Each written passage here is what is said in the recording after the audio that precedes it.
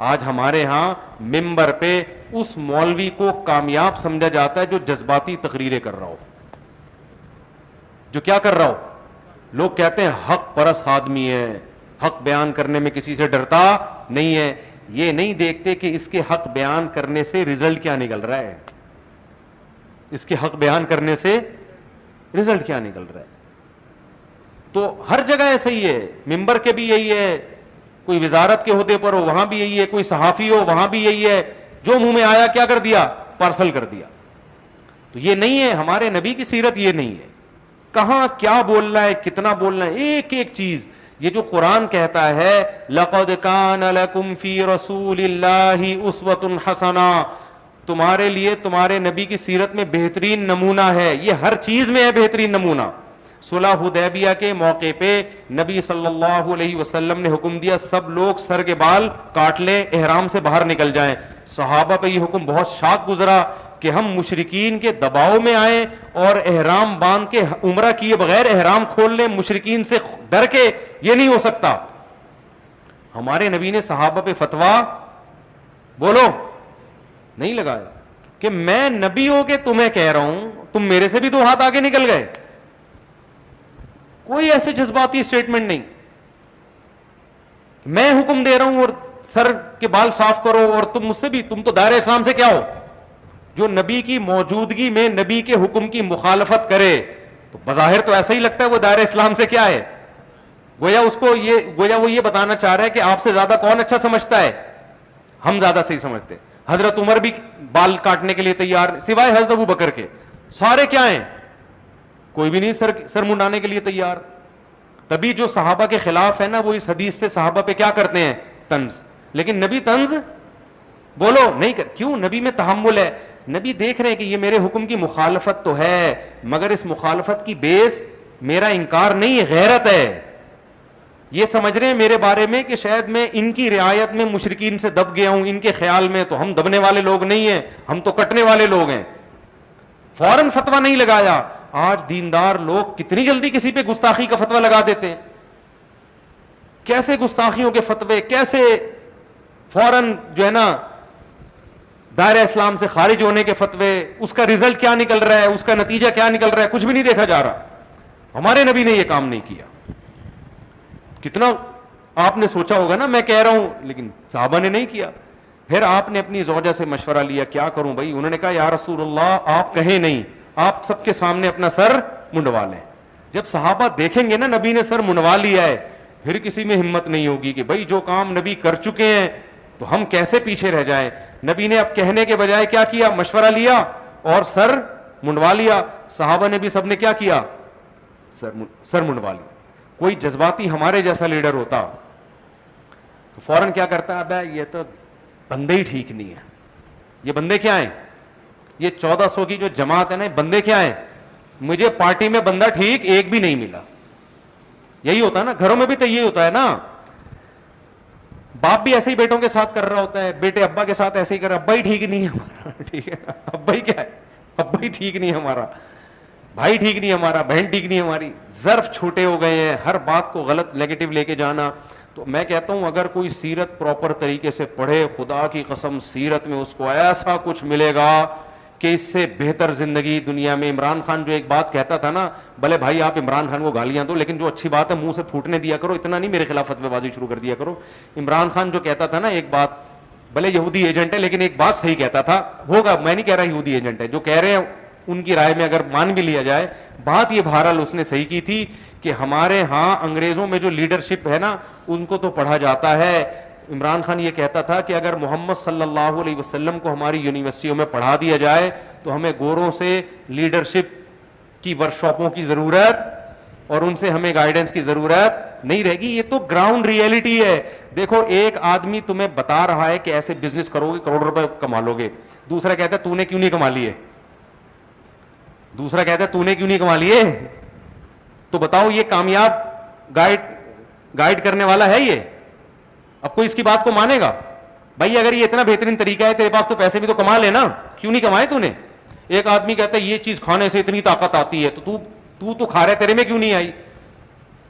تو دنیا میں محمد صلی اللہ علیہ وسلم سے زیادہ کامیاب لیڈر گزرا نہیں. 23 سال کا عرصہ نہ لکھنا جانتے نہ پڑھنا جانتے, پسماندہ ترین قوم میں پیدا ہوئے, جو گھوڑوں کی لڑائی پہ قتل و غارت پہ آ جائے, گھوڑوں کی دوڑ پہ قتل و غارت پہ آ جاتی تھی وہ قوم.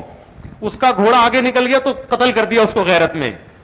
ایسی قوم جو نہ لکھنا جانتی اور نہ پڑھنا, ریگستانوں کے بیچ میں تو وہ قوم رہتی ہے, تہذیب و تمدن سے دور, نہ اس کے پاس ریاست نہ خلافت, اور جو لیڈر ہے وہ بھی نہ لکھنا جانتا اور نہ پڑھنا جانتا, جس کی پیدائش سے پہلے باپ فوت ہو گیا ہو, جو پیدا یتیم ہوا ہو.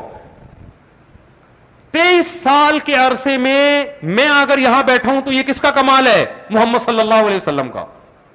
آج حرم میں تراویح ہو رہی ہے, لاکھوں لوگ قرآن پڑھ رہے ہیں ہاتھ باندھ کے رمضان میں, تو یہ کس کا کمال ہے؟ محمد صلی اللہ علیہ وسلم کو کریڈٹ جاتا ہے.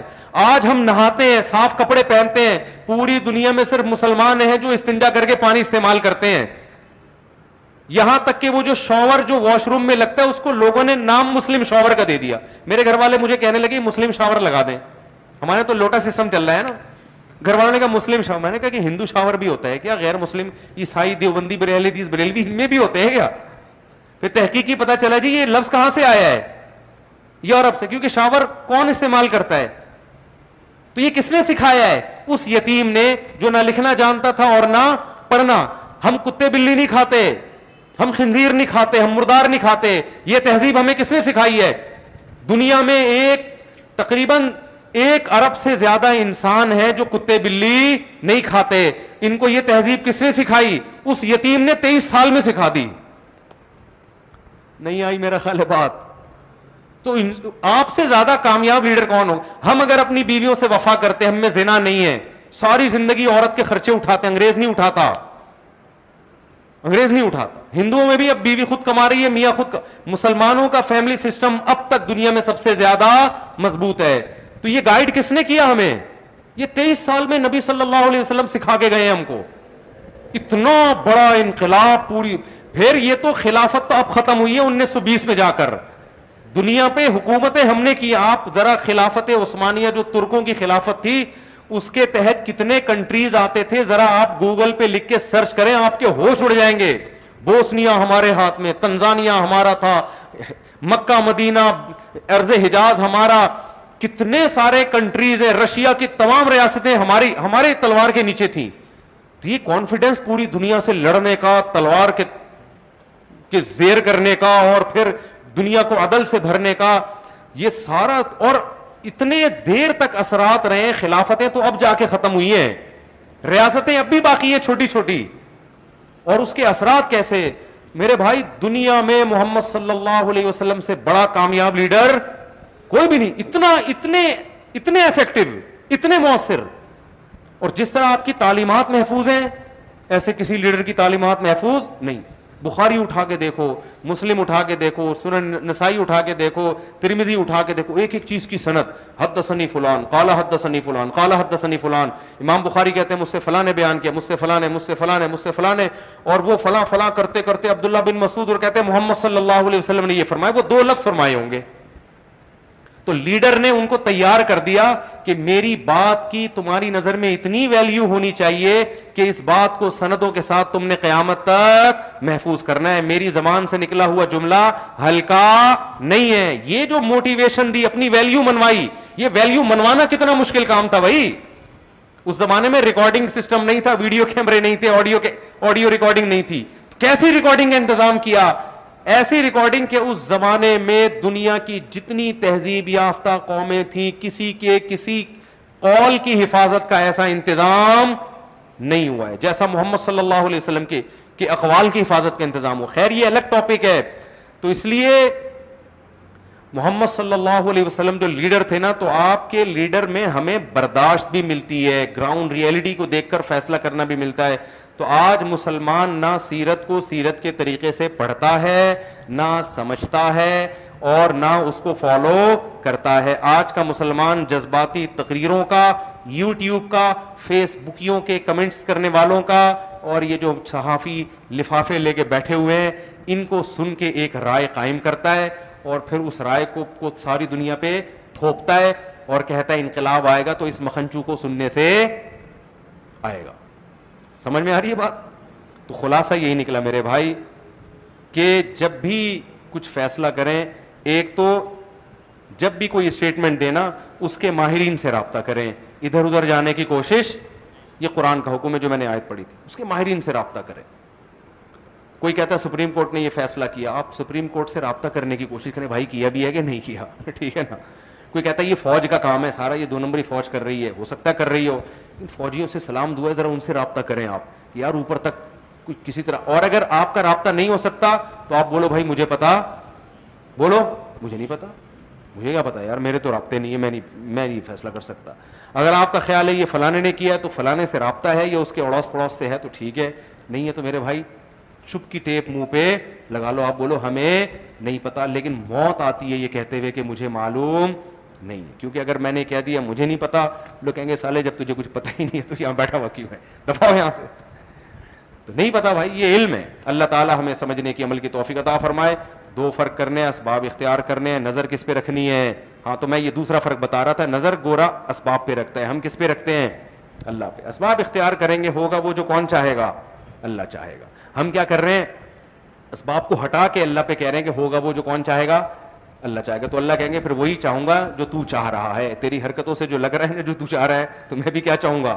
وہی چاہوں گا. اللہ تعالیٰ سمجھنے کی عمل کی توفیق عطا فرمائے. سبحانک اللہم و بحمدک، نشہد ان لا الہ الا انت، نستغفرک و نتوب الیک.